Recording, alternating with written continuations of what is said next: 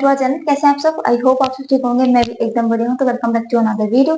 कल क्लास में हमने देखा था अजीत सिंह। अजीत सिंह हम देख चुके थे कि क्या क्या स्ट्रगल किया दुर्गादास जी ने, मुकुंदास की जी ने और अजीत सिंह ने।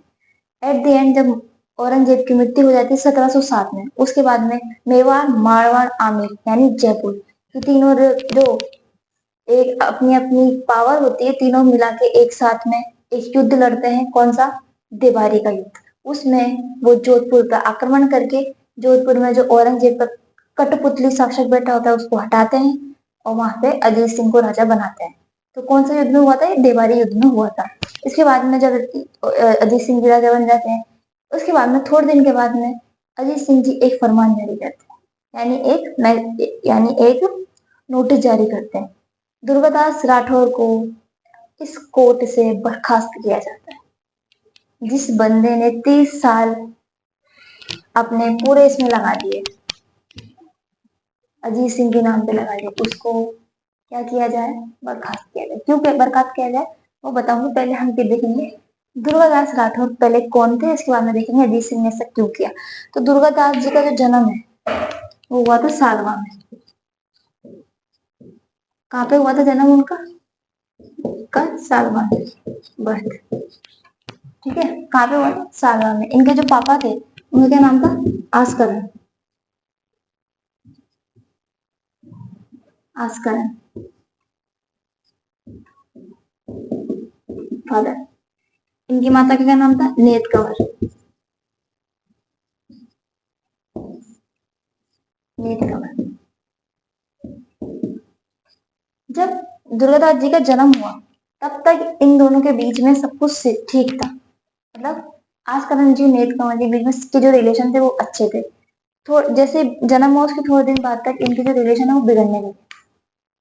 बात इतनी हद तक बिगड़ गई कि एक साथ रहना ही नहीं चाहते थे। तो आस्करण जी बोलते हैं मैं तुम्हें एक जागीर देता हूँ, वहां से जितना भी रेवेन्यू जो आएगा वो सब तुम रखना, और तुम अपना बेटे तुम वही रहो, मैं तुम्हें सब अपने साथ ही रखना चाहता हूँ।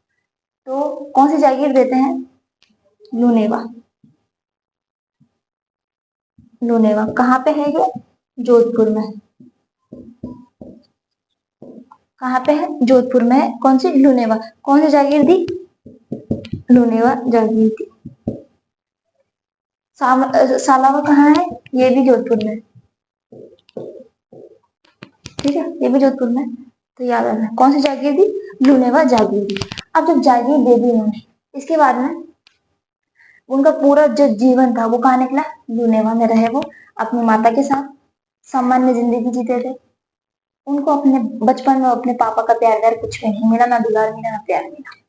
जैसे जैसे वो बड़े हुए, एक दिन क्या हुआ, जसवंत सिंह जी के जो कुछ सेना थे और ऊंट, वो ऊँटों को चराने के लिए निकले थे। अब जो जो उनको ले जा रहे थे वो उनका ध्यान वर्ण बढ़ गया, वो इधर उधर हो गए। वो तो ऊँट गलती से या कैसे भी चले गए कहाँ पे? दुर्गादास के खेतों में चले गए। खेतों में चले गए तो वो जाके जो वहां के उसको नष्ट करने लग गए। अब ये सब कौन देखता? दुर्गादास देखते। तो दुर्गादास जी और जो वहां पे थोड़े फार्मर्स होते हैं वो सब मिलके ऊँटों को वहां से भगाते हैं। जितने भी वो सारे देख लेते हैं, कौन? जो उनके सैनिक होते हैं वो देख लेते हैं कि एक कोई बंदा अपने ऊँटों को भगा रहा है। हो जाता है, ये तू क्या कर रहे हो? ये जो ऊँट है हमारे यहाँ घुस गए और हमारे जो खेत है ये नष्ट कर रहे हैं। कि तुमको पता है किसके ऊँट हैं? कि नहीं, ये जसवंत सिंह जी के ऊँट है। पता कौन है वो? तो दुर्गादास जी कहते हैं कोई भी हो, ये खेत जसवंत सिंह जी का नहीं है, ये खेत मेरा है। ऊँट जसवंत सिंह जी के हों या किसी के भी हों, मेरे अगर खेत में घुसेंगे तो मैं ऐसे ही निकाल दूंगा। ये हुई। अब थोड़ी बहुत बातचीत होने में थोड़ी झड़प होने लग गई। बात इतनी आगे बढ़ गई कि दुर्गादास जी ने अपनी तलवार निकाली और वहां पे एक सैनिक को उड़ा दिया। अब दूसरा जो वहां पे जितने भी बाकी लोग थे, हाँ, अपनी चप्पल में उठाए और भागे सीधे जसवंत सिंह जी के पास। जसवंत सिंह जी के पास जाके बोले देखो सर, हम तो सीधे सीधे जा रहे थे, एक लड़का खेत में खड़ा खड़ा आपको गले काट रहा था। हमने वहां गए, हमने पूछा कि तू क्यों गालियां काट रहा है? तो उसने हमसे भी बहसबाजी करी और अपने एक सैनिक को मार दिया। तो दुश्मन जी ने मेरे क्षेत्र में मेरे को गालियां खाने वाला सा कौन पैदा हो गया? चलो उठा के लाओ, और मेरे सैनिक को मार दिया। तो दुर्गा जी को उठा के लाते हैं। अब सेना जाएगी तो उठा के लाएंगे। उठाने के लाने के बाद में जैसे एंट्री लेते हैं गेट में से, आज करण जी जसवंत सिंह जी के पास में बैठे थे। आज करण जी ने किसी को भी नहीं बताया था कि मेरी नीत केवल नाम की कोई रानी है, इस नाम का कोई बच्चा है, या मैंने उनको अलग कर रखा है, पर किसी को कुछ भी नहीं बताया था। जैसे ही आज करण जी ने ध्रुवदास जी को देखा, वो समझ गए अपना वाला ही है। तो जैसे सामने है, तो जसवंत सिंह जी का तेरा नाम क्या है? ध्रुवदास। पापा का? जसवंत सिंह जी ने आस्करण जी की तरफ देखा। आस्करण जी ने अपनी गर्दन झुकाई नीचे। सर, गलती हो गई। ये जैसी इसकी माँ है, वैसे इन दोनों में कोई भी अक्कल नहीं थी। सर, दोनों बेलकड़े हैं, मैं तो अपने साथ रखता ही नहीं उनको। आप तो जो सजा देना चाहो अपने दे दो, और सजा मैं तो कुछ नहीं। जसवंत सिंह जी कहते हैं, तू पहले ये बता कि क्या हुआ था, क्या सिचुएशन है, क्यों मारा तुमने? क्योंकि राजा का कर्तव्य होता है वो दोनों साइड के बातें सुनेगा। एक की तो सुन सकता था, मतलब खुद की तरफ की तो पहले सुन चुके थे। अब दुर्वादास ने पूरी बात एक्सप्लेन करी, ऐसे ऐसे ऐसी ऐसी बात थी। जसवंत सिंह जी समझ गए कि गलती अपने वाले की थी, इसकी गलती नहीं। तो जसवंत सिंह जी ने कहा, वो सब छोड़, पहले मुझे ये बता तूने उसको मारा कैसे? बस जैसे ही बोला, जसवंत सिंह जी दूसरे वाले पे कल से नजर थी जब वो गले काट रहा था। जसवंत सिंह ने अपनी तलवार साथ में रखते हुए तलवार निकाली और गर्दन काट दी। ये सर रिप्ले देखो। अब जसवंत सिंह बड़े राजे हुए, मेरे दरबार में मेरे सामने मेरे बंदे को उड़ाने का जो दम रखता है, वो क्या आदमी होगा? जसवंत सिंह जी ने दुर्गादास से बोला, कल से तुम हमारे कोर्ट में आएगा और यहाँ मेरे पास में बैठेगा। आस्करण जी सामने जाके बैठो। आस्करण सिंह को डिमोट कर दिया और दुर्गादास जी को अपने पास बैठाया। तो ये तो क्या थी दुर्गादास जी की हिस्ट्री की, वो कैसे हमने क्या क्या करा। दुर्गादास जी ने जब तक जसवंत सिंह जी ने उनके साथ रहे, वो जसवंत सिंह जी जब मर रहे थे काबुल में, तब लोगों ने कहा अब आप तो मर गए, अब आगे क्या? सब कह रहे कि अजीत सिंह को क्या, मतलब उस टाइम कोई बच्चे नहीं था कि मारवाड़ों कौन सा मरेगा। जसवंत सिंह जी के आखिरी वर्ड थे, दुर्गादास संभालेगा। जब दिवेर का युद्ध, एक मेरे को एक नाम याद नहीं आ रहा, मैं देख के बताती हूँ, देख के फिर मैं मेंशन कर दूंगी। जसवंत सिंह जी युद्ध लड़ रहे थे, उसमें एक बच्चा भी युद्ध लड़ रहा था। वो कौन है? दुर्वादास। 20 साल का लड़का युद्ध लड़ रहा था। वो 4-5 घोड़े बदल चुका था, ऊपर फिर उसी फुर्ती से लड़ रहा था। कौन? दुर्वादास जी। तो जसवंत सिंह जी पूछते हैं, ये बच्चा कौन है जो इतनी बहादुरी से लड़ रहा है? ये दुर्वादास है। कि इसको युद्ध से बाहर निकालो, ये यहाँ काम नहीं आ सकता, इसको आगे जाके जोधपुर को संभालना है। वो राजा कितना दूरदर्शी हुआ होगा जिसने पहले ही अनुमान लगा लिया कि आगे जाके ये अपने जोधपुर की रक्षा करेगा। और उन्होंने कोई 1 साल 2 साल रक्षा नहीं करी, 30 साल रक्षा करी थी। किसकी? जोधपुर की। जसवंत जब दुर्गादास जी निकलते थे ना वहां से, और औरंगजेब को पता लग जाता कि दुर्गादास दिल्ली की तरफ आ रहा है, औरंगजेब अफीम खाया करता था, अफीम। उसके अफीम के नशे उतर जाएगा, तो कह रहे अफीम और लग रहा, नशा उतर गया। दुर्गादास जी को तक होता, तो उन्होंने पूरी स्वामी भक्ति का अगर कोई हम उदाहरण मानते तो 2 उदाहरण है। एक तो पन्नादाय और दूसरे दुर्गादास। तीसरा अगर हमें कोई मिलता है तो वो चेता के, वो मिणक तो नहीं है, मिणक से 2 है। कौन? पन्नादाय या फिर दुर्गादास राठौर। तो ये सब हो जाता है, राजा बन जाते हैं। राजा बनने के बाद में अजीत सिंह राजा बन जाते हैं। पहले जसवंत सिंह जी थे तो वो उनके स्वामी थे, दुर्गादास जी उनकी स्वामी। वो जो बोलते हैं वो बात करते हैं।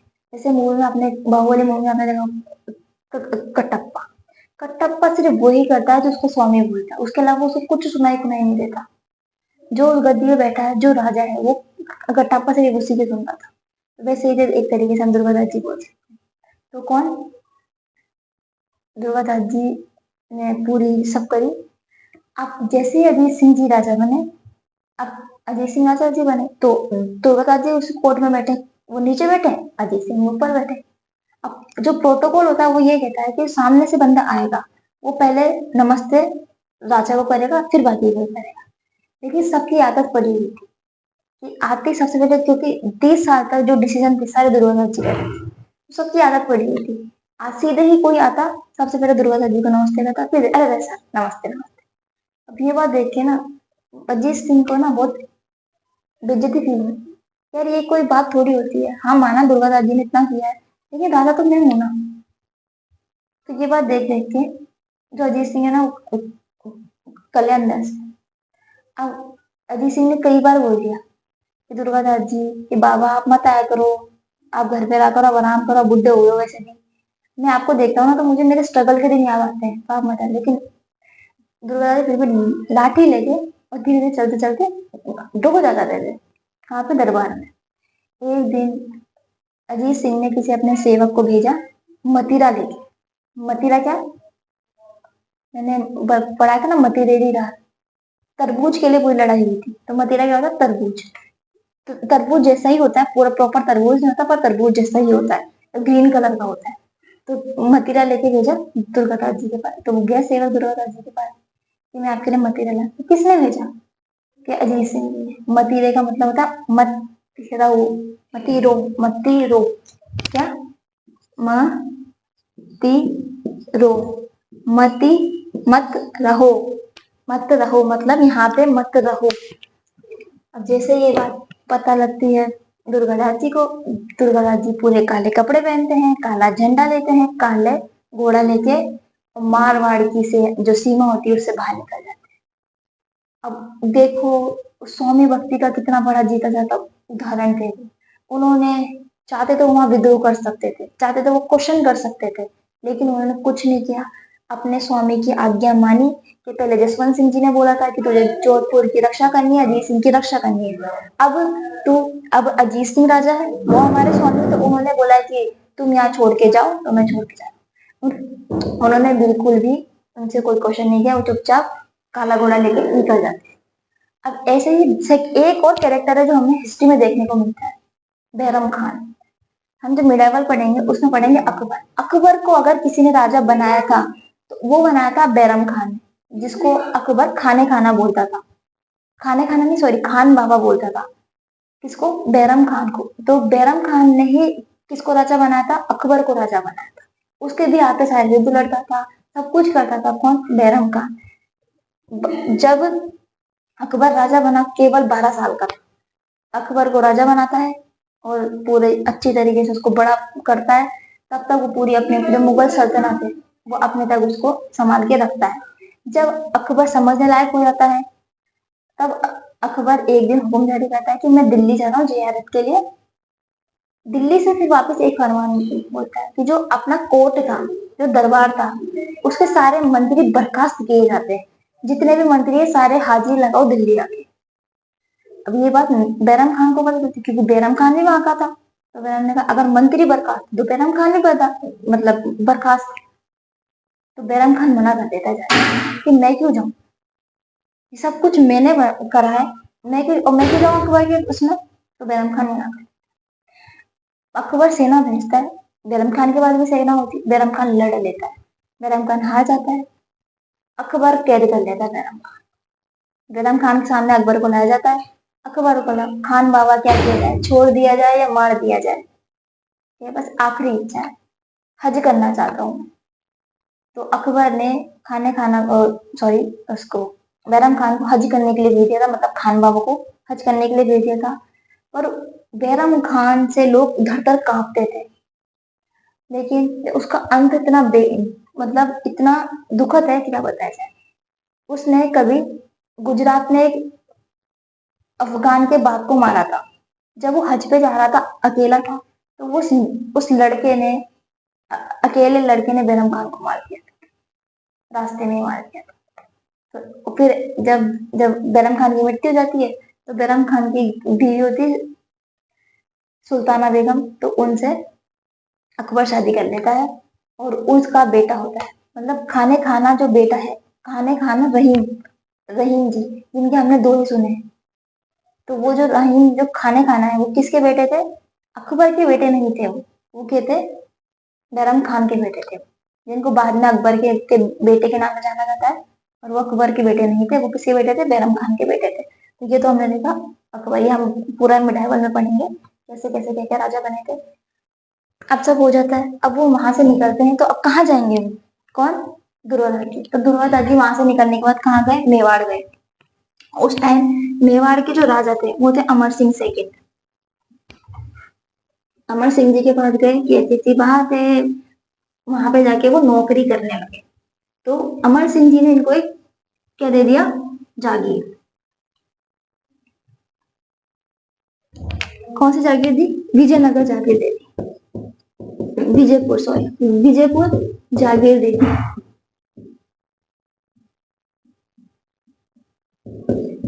या आप विजयपुर में रहो, ये जागीर संभालो, यहाँ पे रहो। तो पहले कौन सी जागीर दी थी? विजयपुर जागीर दी थी। कुछ टाइम के बाद ही इनका प्रमोशन हो जाता है, इनको हकीम बना दिया जाता है। हकीम कहाँ का? रामपुर का। कहाँ का? रामपुरा का। जागीर और परगना, अभी क्या होता है, जिसको जागीर मिलती है वो होता है सामंत। सामंत। जिसको परगना मिलता है, क्या मिलता है? परगना। जिसको परगना मिल रहा है वो होता है हाकिम। तो पहले तो जागीर दी थी तो वो सामंत बन गए थे, कहाँ के? विजयपुर के। उस थोड़े दिन के बाद ही इनको रामपुरा में हाकिम बना दिया था। मतलब जो रामपुरा परगना है वो पूरा परगना दे दिया गया था, उससे वो क्या बने थे? हाकिम बन गए थे। कौन?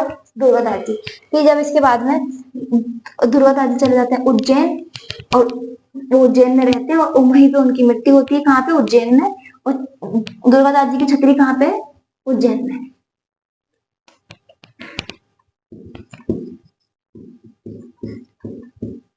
Died on Ujjain. और उनकी जो छतरी है सन अटैक, वो भी कहाँ पे है? उज्जैन में। ठीक है, ये तो हमने क्या देखा? दुर्गादास जी। अब आरपीएससी क्वेश्चन करती है कि 30 साल जो संघर्ष है, 30 ईयर जो स्ट्रगल है,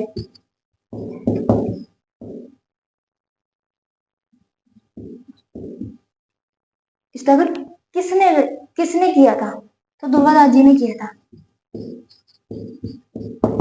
क्यों किया था?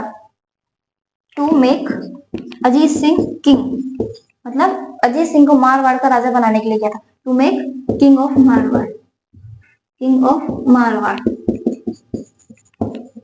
किसको?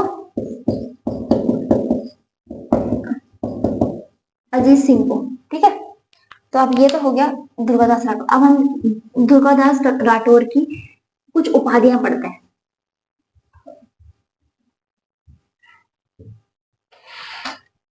इनको बोला जाता है, पहला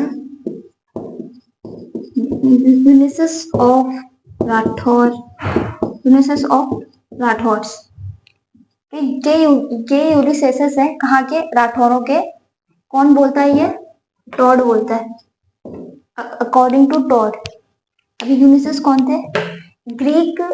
जब जो ग्रीक जर्मनी है वहां पे पूरा ग्रीक एम्पायर खतरे में था। उस टाइम एक बंदा था यूनिसेस, इसने पूरे ग्रीक उसकी रक्षा करी थी और वापस ग्रीकों को बसाया था। तो जो कर्नल जेम्स टॉड है वो बोलता है ये राठौरों के क्या है? यूसेसेस। अब सेकंड, गैरीबाल्डी ऑफ राजस्थान। क्या है ये? Garibaldi of Rajputana. गैरीबाल्डी कौन? जब इटली का युद्ध हुआ था तो इटली को जिताने वाला कौन था? गैरीबाल्डी। गैरीबाल्डी जीत जाता है तो क्या होता है? North Italy and south Italy हो जाता है। अब जो राजा होता है तो वो तैयार रहता है कि आधा ये संभालेगा, आधा मैं संभालूंगा। पर ये राजा के पास जाते हैं कि मेरे को कुछ नहीं चाहिए, मैंने आपको जिता दिया, तो फिर तुम क्या करोगे? तो अपना बैग दिखाते हैं, उसमें होते हैं बीज। तो वो इटली के किसी टापू पे चला जाता है, वहां पे क्या करता है? खेती करता है, किसान बन जाता है। कौन? गैरीबाल्डी। तो इनको क्या बोला जाता है? Garibaldi of Rajputana. क्या बोला जाता है? Garibaldi of Rajputana. इसके बाद में इनको बोला जाता है, इनका जो तीसरी उपाधि है वो क्या है? Unpierced pearl, pearl of Marwar, क्या बोला जाता है? Unpierced pearl of Marwar, unpierced pearl of Marwar. आपने आगे जाके एक बुक होगी गौरी शंकर हीराचंद ओझा की जो किताब है उसका सेकेंड एडिशन किसको डेडिकेट किया जाता है? दुर्गादास जी को। सेकेंड एडिशन है ना जो, सेकेंड एडिशन किसको डेडिकेट किया जाता है? दुर्गादास जी टू हिस्ट्री ऑफ, जो जोधपुर का सेकेंड एडिशन है वो दुर्गादास जी को डेडिकेट किया जाता है। कौन करता है? गौरी शंकर हीराचंद ओझा। ठीक है, ये तो हमने देख लिया कि अजीत सिंह ने उनको क्यों हटाया था, वो मैं कहानी बता ही चुकी हूँ आपको। इसके बाद में आगे जाके अजीत सिंह की जो बेटी होती है उसका क्या नाम होता है? इंदिरा कंवर। इसकी शादी कराते हैं मैरिड टू मुगल एम्परर,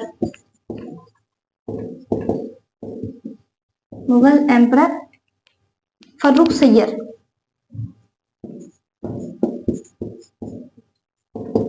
जो फर्रुख सैयद था मुगल शहंशाह, उससे अजीत सिंह की बेटी अजीत सिंह अपनी बेटी की शादी कराता है। बेटी का नाम था इंदिरा कंवर। किससे शादी कराता है? फर्रुख सैयद। कौन था? मुगल एम्परर का मतलब मुगल एम्परर का वो सुल्तान था। जब इसकी डेथ हो जाती है उसके बाद में अजीत सिंह जाते हैं और अपनी जो बेटी है उसको वापस ले आते हैं यहाँ पे। कहाँ पे? मारवाड़। इंदिरा कंवर लास्ट राजकुमारी थी जिसकी शादी हुई थी मुगलों से। She was last Hindu princess who married to Mughal